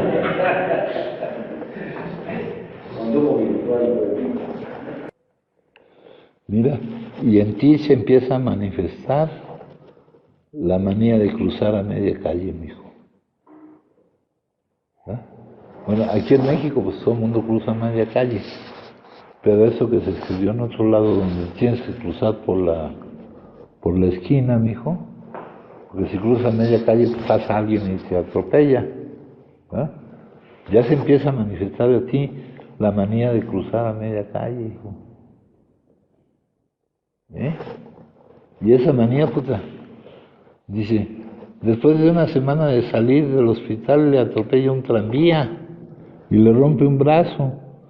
Te dice que ha decidido dejar de cruzar a media calle, pero a las pocas semanas le rompen las piernas, güey.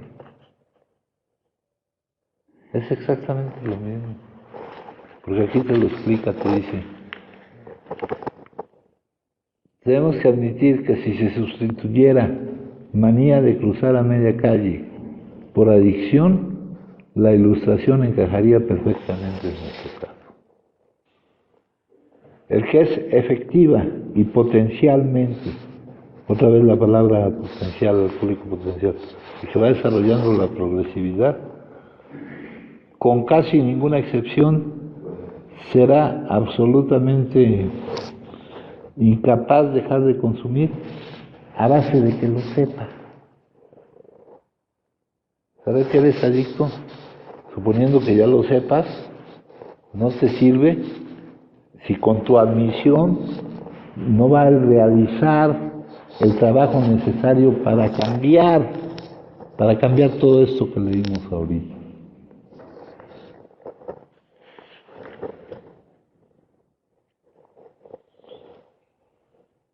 Dice, no solamente había estado desprevenido, sino que no había opuesto ninguna resistencia contra la primera dosis.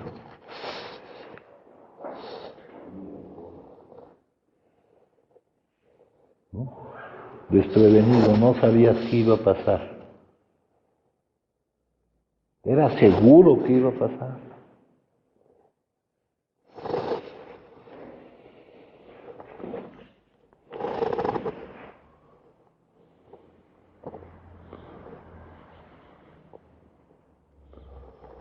Habían dicho que a pesar de que opusiera resistencia, esta se derrumbaría por fin ante cualquier pretexto trivial para consumir. Me preguntaron si esta vez ya creía que era un adicto y que estaba derrotado. Era una condición desesperada, porque eso se va a seguir presentando hasta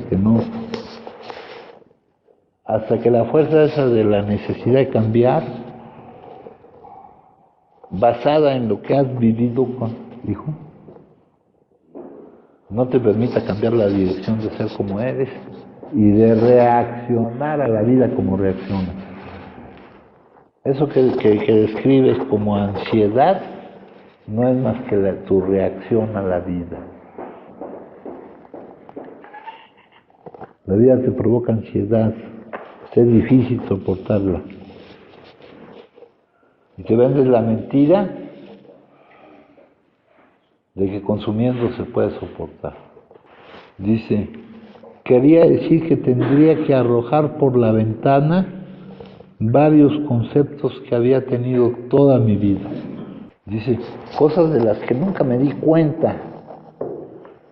La mayoría de los adictos tienen que llegar a estar bastante destrozados no digamos hechos pedazos, ni picadillos, ni nada de eso, antes de empezar a resolver realmente este problema. Destrozados interiormente, lo que les leía al principio de enero, ¿no? Lo que les leía acá de este de acá. Dice aquí, lo primero es experimentar una reacción contra mí mismo y mi manera de vivir. Luego si seguimos aquí, ahorita nomás estamos tratando de ver esto cómo coincide con lo que estaba acá. Estar condenado a seguir reaccionando a la vida como reacciono, como reaccionaste al contacto con el aire, o vivir sobre una base espiritual, que nos describieron muchos rasgos de vivir sobre una base espiritual, de sentirte tranquilo, de sentir tranquilidad en que no seas tú el que tiene el control de las cosas, de que no haya resistencia en que no seas tú el que no tiene el control de las cosas. De un cambio total, de aprovechar la oportunidad de recibir la ayuda que te proporciona tratar de ayudar, de dejar de estar concentrado en ti mismo, de tener respeto, de tomar en cuenta a los demás. Aquí habla del caso de alguien que no tomaba en cuenta a su mamá. Hace rato había por ahí un señor gritando y decía que no molestaba a nadie. Les preguntó a los demás si querían que gritara. Y eso aquí es muy frecuente. Ahorita no están algunos de los gritones, pero hay otros que si quieren decirle algo a alguien está por allá y hay una por acá, se lo dicen a gritos en lugar de ir donde está el otro. Estar condenado a seguir igual o vivir sobre una base completamente diferente, donde ya no me fije yo en mí, donde me fije en los demás. El conocimiento consciente, el darte cuenta de que Él está, es el hecho más importante de sus vidas. Y eso también lo dice aquí. El darme cuenta de que Él está. ¿Alguien gusta compartir, compañeros? Sí, padrino, yo. Sí. Compañeros, buenas tardes, mi nombre es Adrián, soy de mamá. Pues fíjate que esa parte en donde, así como empezó la junta, en donde decías tú que si alguien podía decir que se ha ido cambiando, ¿no? O que se ha venido un cambio.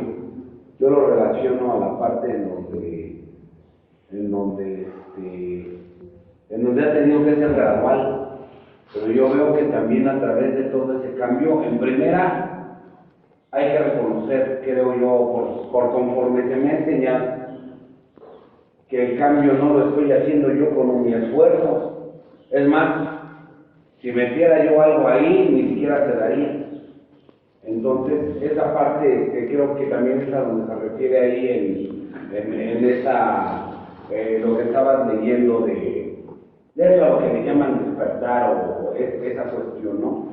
Entonces creo yo que es la misma necesidad. Así como trabaja el proceso para poder dejar de consumir, creo que así trabaja también el mismo proceso para poder dejar de ser como se es. A través de la misma experiencia vivida, de cuando te cansas de enojarte, por ejemplo, de cuando ya estás cansado de conmiserarte, cuando ya estás cansado de resentirte, y eso solamente puede ser a través de, te preguntaba yo de esa parte de la inercia, ¿no? Cuando ya sabes, pero para todo esto, creo yo que hay una sola solución, padrino, y es a través de la confianza. Cuando ya empieza a operar a través de la sanación o la terapia, esa parte en donde se sabe que todo suceso es una ayuda, en donde se sabe y se siente que no hay nada que la vida tenga contra de mí. Y la vida, se puede hablar de la vida hablando de todos los demás. Habrá quien te pueda querer en su condicionamiento, en su programación, habrá quien pueda querer dañarte, pero si tú no te compras ese daño, no existe. Me recuerda lo que dice de Buda, el regalo. Si alguien llega y te da un regalo y tú no lo aceptas, el regalo sigue siendo de quien te lo quiere dar. Pero para poder hacer eso, se necesita eso que le llaman mantenimiento diario, eso que le llaman recuperación.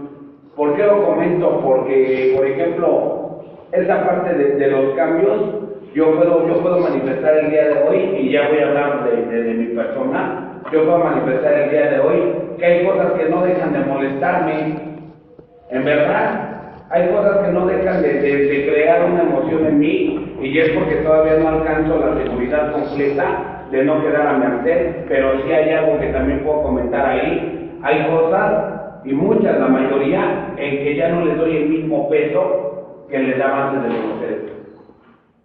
O sea, y eso es lo que te hablábamos en la mañana. Eso, yo para mí son los milagros que puede haber en una persona.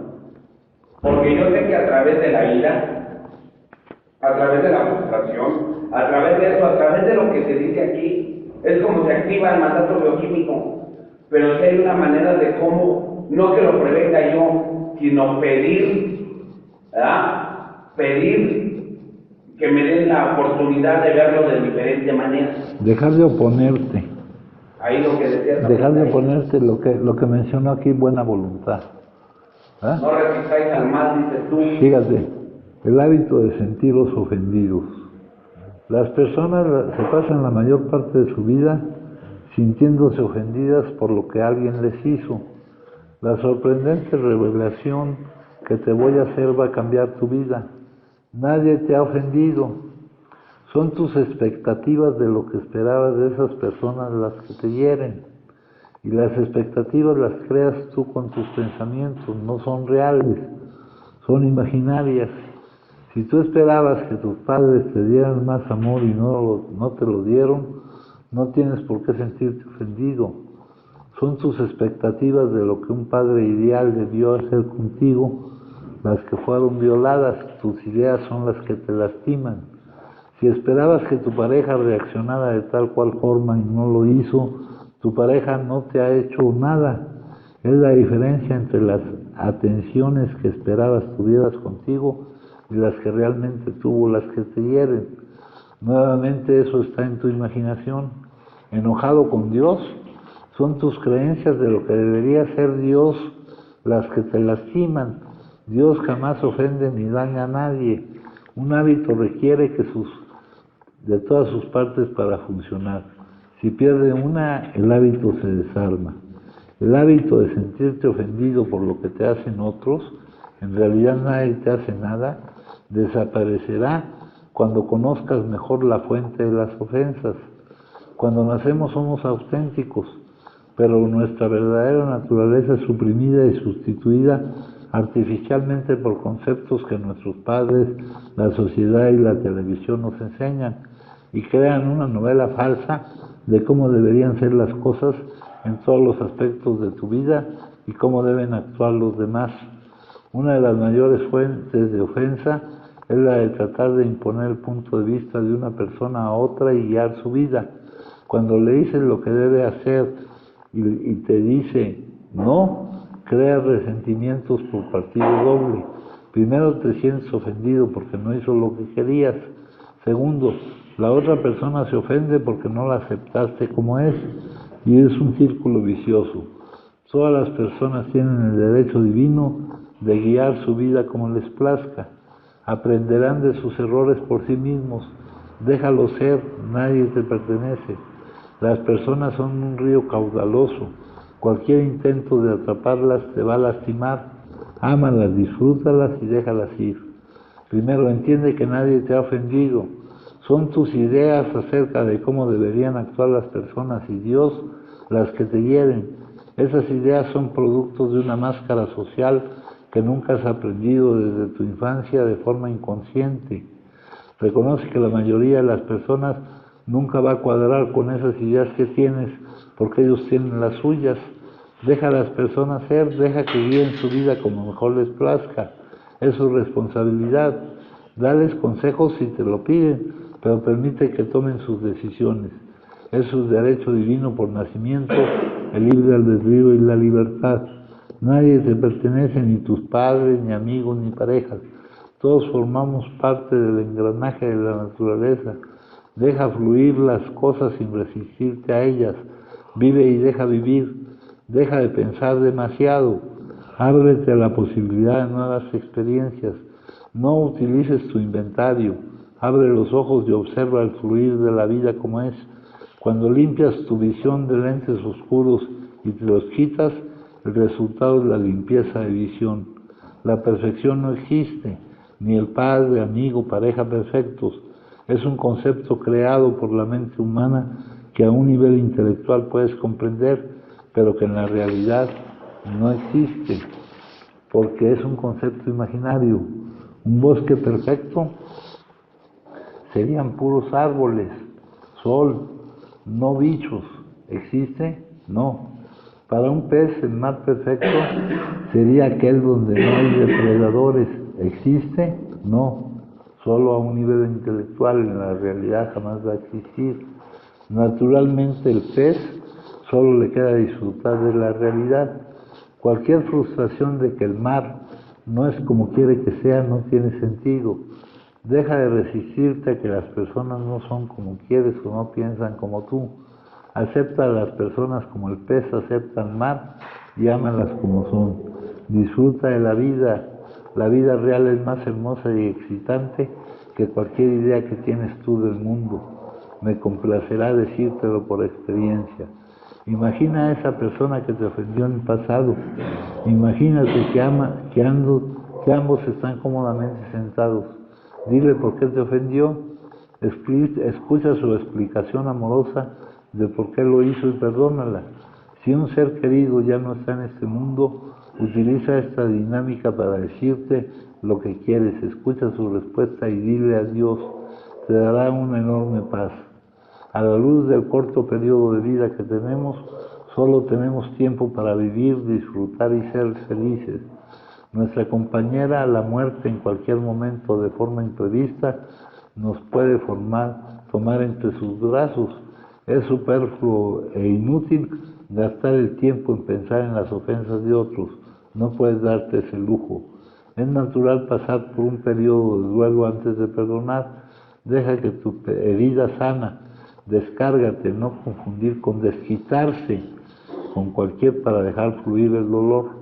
Vuelve a leer este artículo las veces necesarias y deja que los conceptos empiecen a sembrar semillas de conciencia en tu interior. Aprende con honestidad los errores que cometiste. Promete que no lo volverás a hacer y regresa a vivir la vida. En la junta pasada le leí uno que se llamaba ¿Por qué te enojas? Se parece mucho a este, ¿no?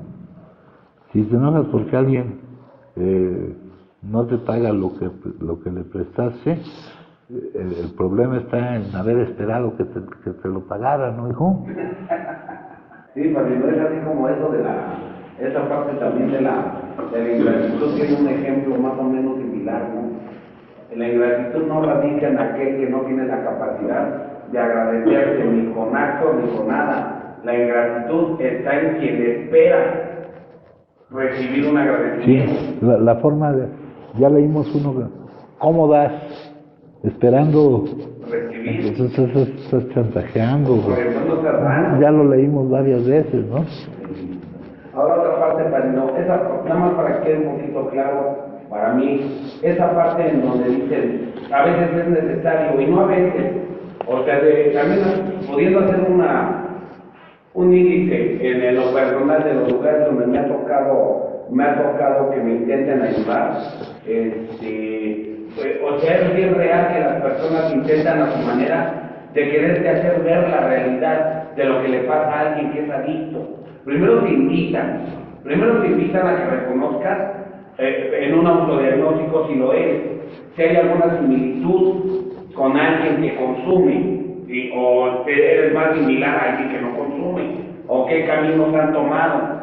Pero más sin embargo, porque antes se decía que esto era de prevención, yo insisto en que sigue siendo de prevención. ¿Por qué? Porque si de alguna manera la enfermedad no ha avanzado a cierto grado de la curva del esquiador, no había llegado a cierto punto, todavía hay alguna capacidad de poder asimilar que hay muchas cosas que se pueden evitar.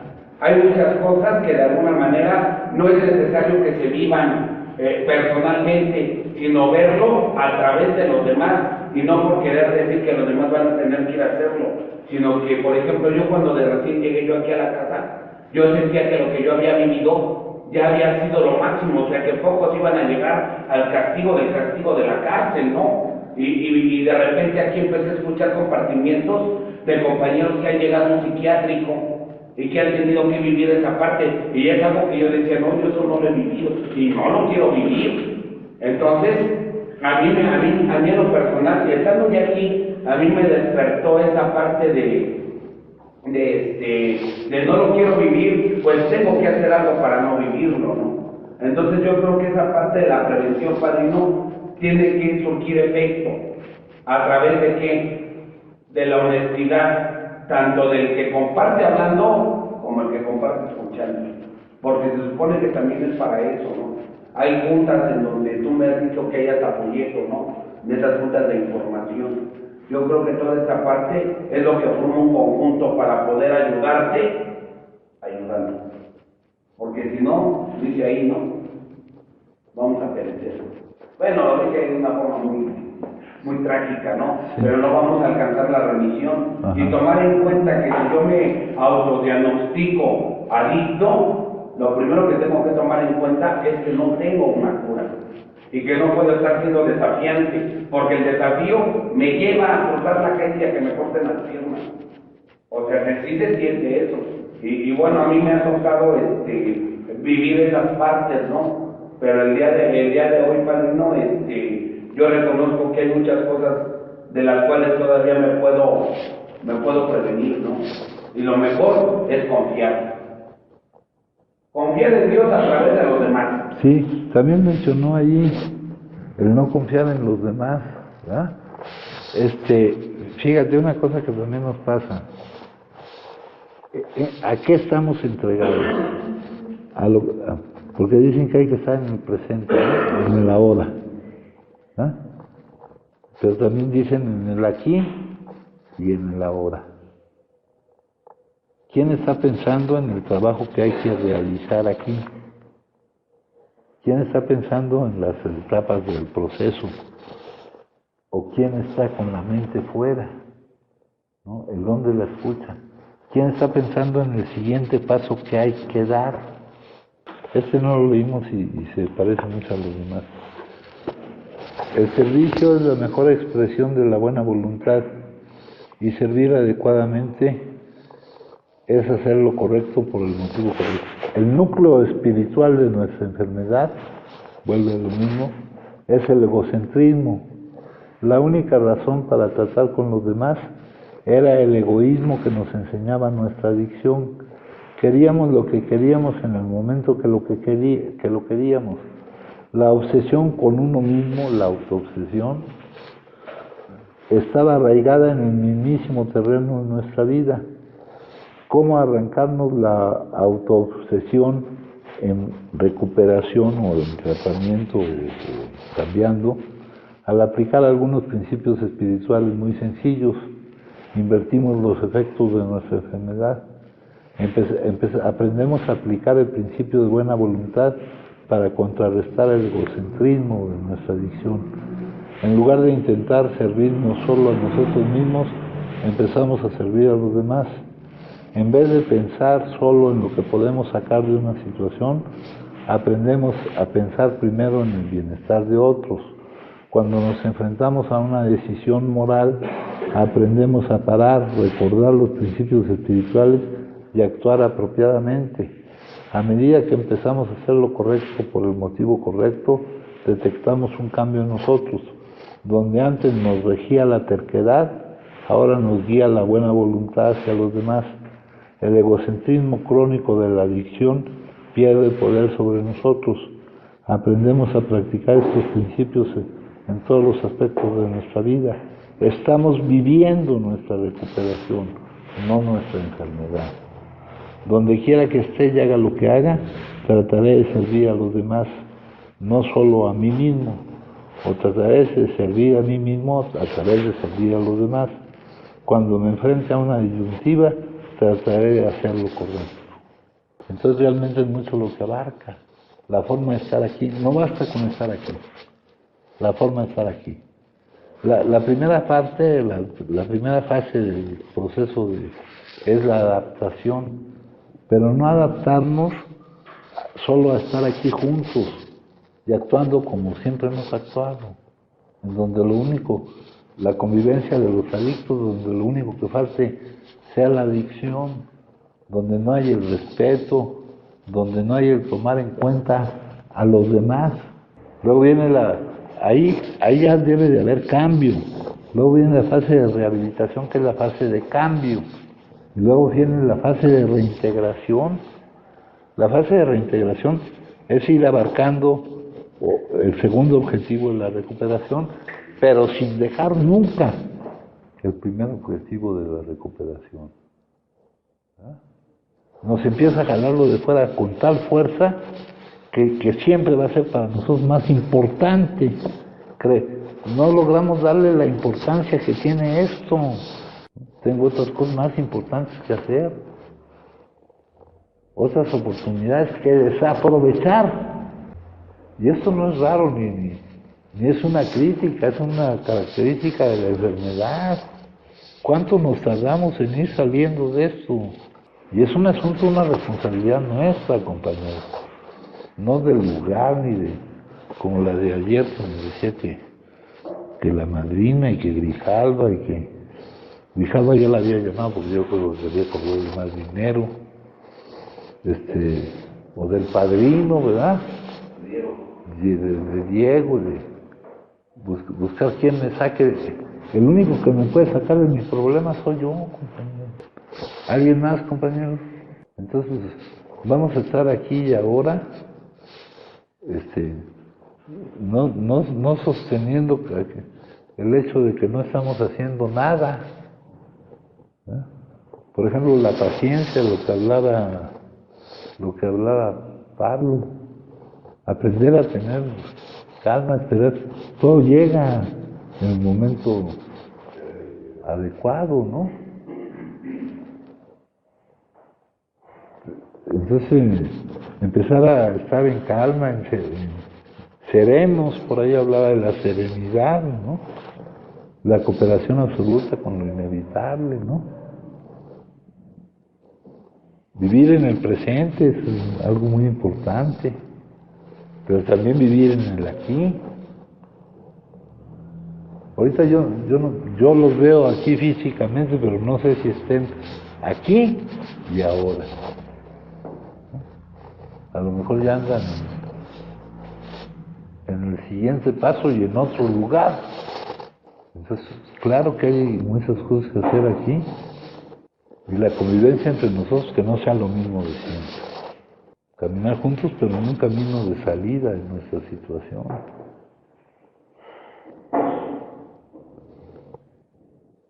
No una convivencia de adictos que no están consumiendo, ¿verdad? Bueno, pues les agradezco mucho.